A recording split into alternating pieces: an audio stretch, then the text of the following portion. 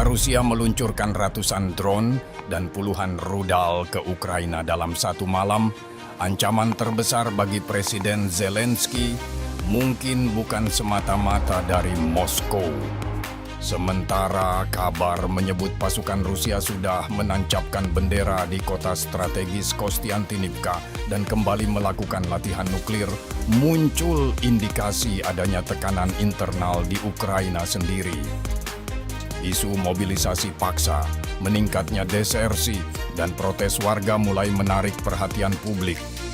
Ironisnya, saat dunia masih fokus mencari cara untuk menahan Putin, sebagian masyarakat Ukraina justru mulai mempertanyakan arah kebijakan perang yang dijalankan pemerintah mereka. Pertanyaannya pun muncul, apakah kondisi Ukraina tertekan akibat serangan Rusia? Atau justru karena kelelahan rakyatnya sendiri? Simak terus sampai tuntas.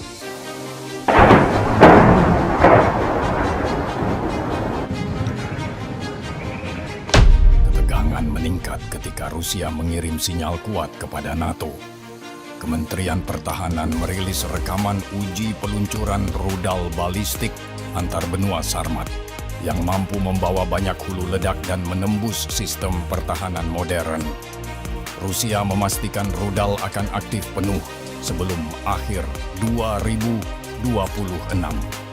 Secara bersamaan, Rusia dan Belarus menggelar latihan nuklir besar, melibatkan lebih dari 64.000 personel, ratusan peluncur rudal, puluhan kapal perang, kapal selam strategis, dan pesawat tempur.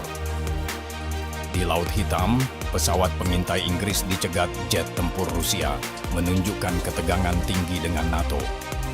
Di sisi lain, Eropa menegaskan dukungan terhadap Ukraina. Dalam KTT G7, Presiden Zelensky mengumumkan bantuan tambahan sistem pertahanan udara, dukungan energi, dan paket sanksi baru terhadap Rusia. Saat Rusia menunjukkan kekuatan militernya, Barat memastikan dukungan bagi Ukraina tetap kuat.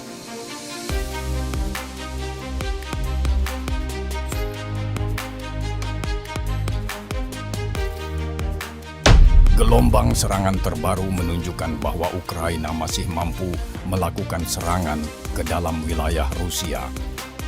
Alih-alih hanya bertahan di garis depan, Kiev berusaha mengganggu logistik, industri pertahanan, hingga aset angkatan laut Rusia yang berada ratusan hingga ribuan kilometer dari medan tempur utama. Salah satu serangan yang paling mendapat perhatian terjadi di Saint Petersburg. Beberapa jam sebelum Forum Ekonomi Internasional Saint Petersburg, sebuah terminal minyak besar terkena serangan. Asap tebal membubung dari fasilitas tersebut. Tak jauh dari sana, sebuah korvet kelas Steregushchi bernama Boyki yang sedang menjalani perawatan di Kronstadt juga mengalami kerusakan akibat drone Ukraina. Rekaman pasca serangan memperlihatkan petugas pemadam berusaha mengendalikan api menggunakan meriam air bertekanan tinggi. Serangan tidak berhenti di kawasan Baltik. Di Laut Kaspia, sebuah korvet kelas Buyan menjadi target drone EF-2 Ukraina. Kapal ini dikenal sebagai platform rudal jarak jauh yang sering digunakan Rusia untuk mendukung operasi militernya. Meski detail kerusakan masih diperdebatkan, serangan ini memperlihatkan bahwa jangkauan operasi Ukraina kini jauh lebih luas dibanding awal-awal perang. Selain itu, Cheboksary masuk daftar target dengan sejumlah fasilitas industri yang dikaitkan dengan produksi teknologi militer, termasuk komponen drone dan sistem rudal. Rudal jelajah EF-P5 Flamingo digunakan untuk menyerang lokasi-lokasi strategis ini dengan tujuan mengganggu rantai produksi persenjataan Rusia yang memasok medan perang. Namun, tidak semua serangan berakhir di target militer. Di Yenakievo, wilayah Donbas yang dikuasai Rusia, sebuah bus sipil Moskow sampai Simferopol terkena serangan drone. Rusia menyatakan kendaraan tersebut sengaja menjadi target, menewaskan 7 orang dan melukai belasan lainnya. Komite Investigasi Rusia membuka penyelidikan dengan tuduhan terorisme.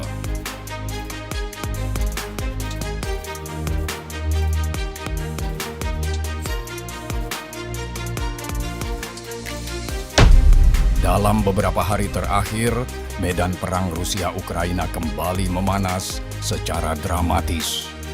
Rusia melakukan salah satu serangan udara terbesar sejak awal konflik, dengan ratusan drone dan puluhan rudal menghantam Kiev serta kota-kota lain.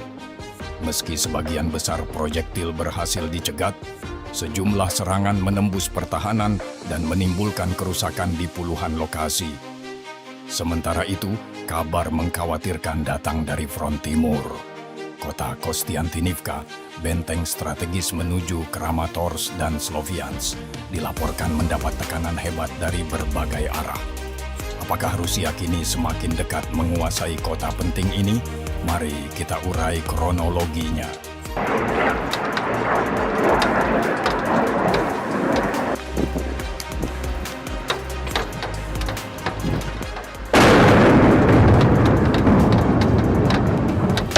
Sementara Ukraina berusaha menyerang jauh, Moskow membalas dengan tekanan yang jauh lebih besar. Sebuah rekaman dari Sumy, dekat perbatasan Rusia, menunjukkan bus sipil yang disebut membawa personel militer Ukraina. Menurut Rusia, tentara di dalam kendaraan itu berusaha melarikan diri setelah terdeteksi drone FPV Rusia. Kejadian ini menunjukkan kaburnya batas antara area sipil dan militer dalam perang modern. Di Laut Hitam, pertempuran laut berlangsung dengan cara baru. Drone menjadi senjata utama, menggantikan peran kapal perang besar tradisional. Rusia menggunakan drone Lancet untuk memburu drone laut Ukraina yang mengancam kapal, pelabuhan, dan infrastruktur vital. Sementara itu, Kiev kembali menjadi target. Kompleks Kiev-Pechersk Lavra, situs warisan dunia UNESCO, sejak abad ke-11 mengalami kebakaran besar setelah serangan udara malam. Pemerintah Ukraina menuding Rusia sengaja menyerang kompleks bersejarah ini, tetapi Moskow membantah. Kementerian Pertahanan Rusia menyatakan kerusakan disebabkan rudal Patriot Ukraina yang jatuh saat intersepsi. Secara keseluruhan, Rusia meluncurkan sekitar 70 rudal dan 611 drone dalam gelombang serangan terbesar sejak perang dimulai, menargetkan Kiev, Kharkiv, Dnipro, dan kota-kota lain.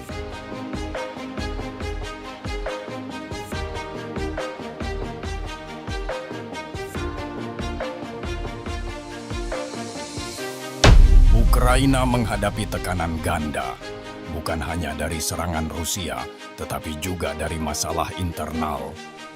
Kostiantynivka, kota penting di Donetsk, menjadi titik kritis dalam sabuk pertahanan menuju Kramatorsk dan Sloviansk. Dalam beberapa pekan terakhir, pasukan Rusia menekan kota ini dari berbagai arah, termasuk kawasan industri dan jalur logistik utama. Jika Kostiantynivka jatuh, pertahanan Ukraina di front timur akan semakin terancam. Di sisi lain, krisis personel semakin serius. Tahun kelima perang memicu desersi akibat kelelahan, penugasan panjang, dan rendahnya rotasi pasukan.